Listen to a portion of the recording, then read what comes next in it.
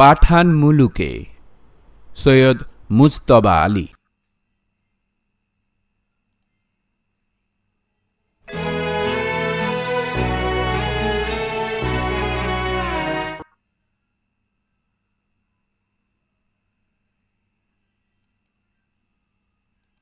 সর্দারজি চুল বাঁধতে, দাড়ি সাজাতে আর পাগড়ি পাকাতে আরম্ভ করলেন।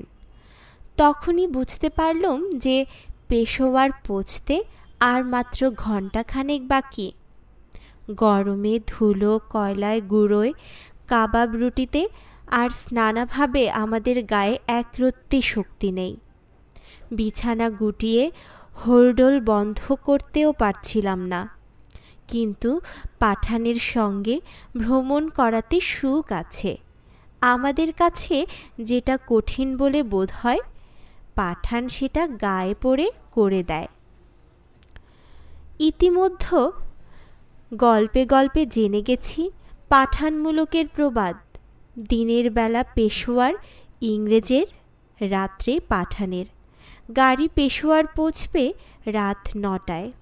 তখন যে কার রাজত্বে পৌঁছব তাই নিয়ে মনে মনে নানা ভাবনা ভাবছি। এমন সময় দেখি গাড়ি এসে পেশোয়ারেই দাঁড়ালো। বাইরে ঠা ঠা আলো। 9টা বাজলো কি করে, আর পেশোয়ারে পৌঁছলাম বা কি করে? এখন চেয়ে দেখি সত্যি 9টা বেজেছে।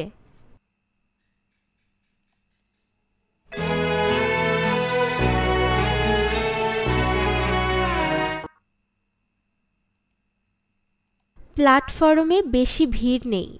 জিনিসপত্র নামাবার ফাঁকে লক্ষ্য করলুম 6 ফুটি পাঠানের চেয়েও এক মাথা উঁচু এক ভদ্রলোক আমার দিকে এগিয়ে আসছেন। তিনি এসে উত্তম উর্দুতে আমাকে বললেন, তার নাম শেখ আহমদ আলী।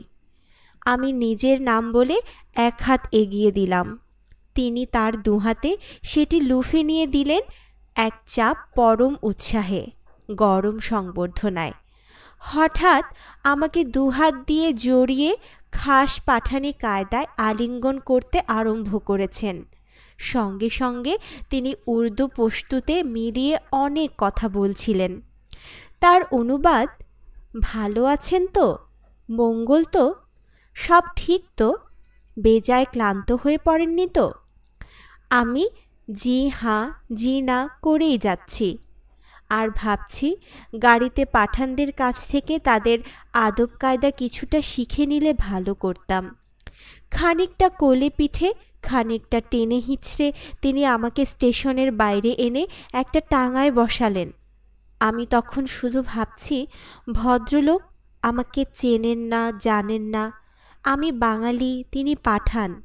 তবে যে এত সংবর্ধনা করছেন তার মানে কি? এর কতটা আন্তরিক আর কতটা লৌকিকতা?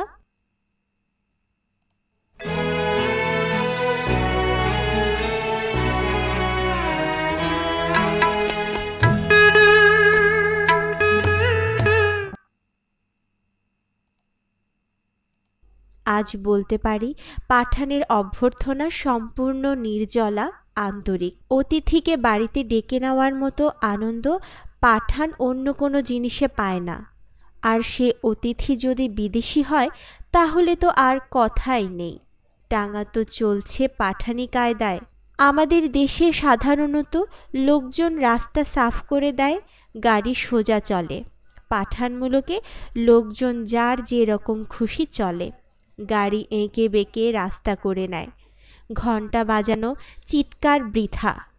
খাস পাঠান কখনো কারো জন্যে রাস্তা ছেড়ে দেয় না। সে স্বাধীন। রাস্তা ছেড়ে দিতে হলে তার স্বাধীনতা রইল কোথায়? কিন্তু ওই স্বাধীনতার দাম দিতেও সে কসুর করে না। ধরা যাক ঘোড়ার নালের চাট লেগে তার পায়ের এক খাবলা মাংস উড়ে গেল, এতে সে রেগে গালাগালি, মারামারি বা পুলিশে ডাকাডাকি করে না। পরম শ্রদ্ধায় ও বিরক্তি সহকারে ঘাড় বাঁকিয়ে শুধু জিজ্ঞাসা করে, দেখতে পাস না? গাড়োয়ানও স্বাধীন পাঠান ততোধিক অবজ্ঞা প্রকাশ করে বলে, তোর চোখ নেই? ব্যাস, যে যার পথে চলল।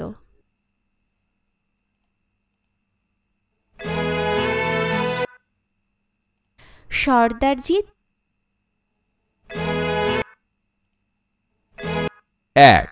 শব্দগুলো পাঠ থেকে খুঁজে বের করি, অর্থ বলি। স্নানাভাবে, এক রত্তি, হোলডোল, ঠাঠা আলো, আলিঙ্গন করা, পস্তু, অভ্যর্থনা, নির্জলা, বৃথা, খাস, ঘোড়ার নালের চাট, অবজ্ঞা, অপুরন্ত, টাঙ্গা, কসুর, প্ল্যাটফর্ম। 2. ঘরের ভিতরের শব্দগুলো খালি জায়গায় বসিয়ে বাক্য তৈরি করি। ক, আমার চোখে একরত্তি ঘুম নেই।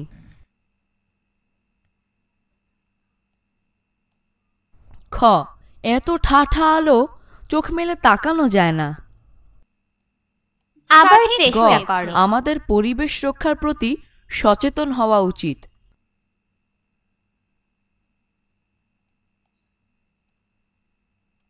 ঘ, তাদের অভ্যর্থনা অনেক ভালো ছিল।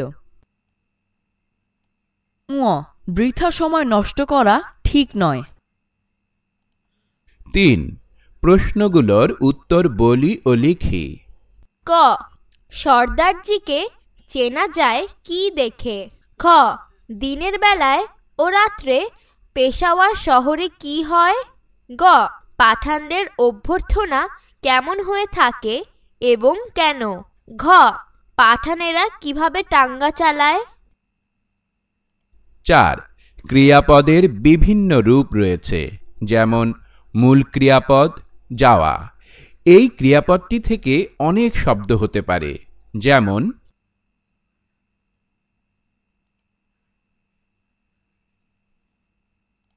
যাই, আমি বাড়ি যাই। যাব, আমি বিকেলে খেলা দেখতে যাব। গিয়েছি, আমি ওখানে গতকালও গিয়েছি। যেতাম, ছোটবেলায় আমি প্রায় মামা বাড়ি যেতাম।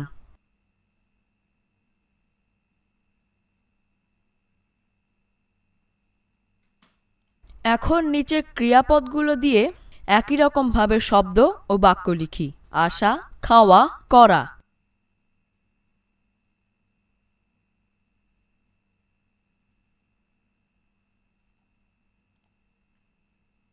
5. বাক্য রচনা করি। ভ্রমণ, পেশাওয়ার, ঠাঠা আলো, সংবর্ধনা, ডাকাডাকি, অবজ্ঞা।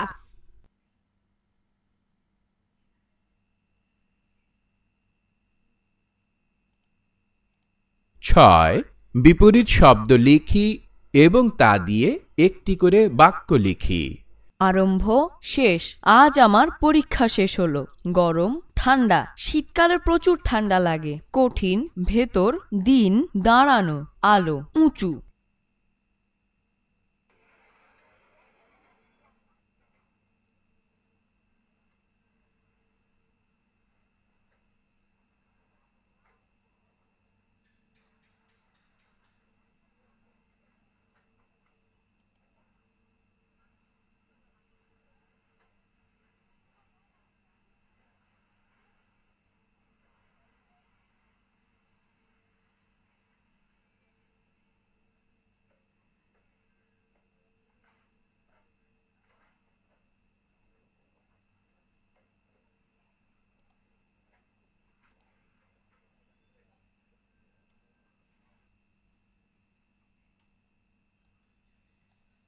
আবার চেষ্টা করো।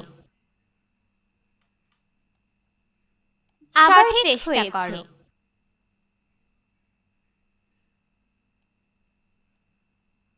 আবার চেষ্টা করো। আবার চেষ্টা করো। আবার চেষ্টা করো। আবার চেষ্টা করো। আবার চেষ্টা করো। আবার চেষ্টা করো। সঠিক হয়েছে। আবার চেষ্টা করো।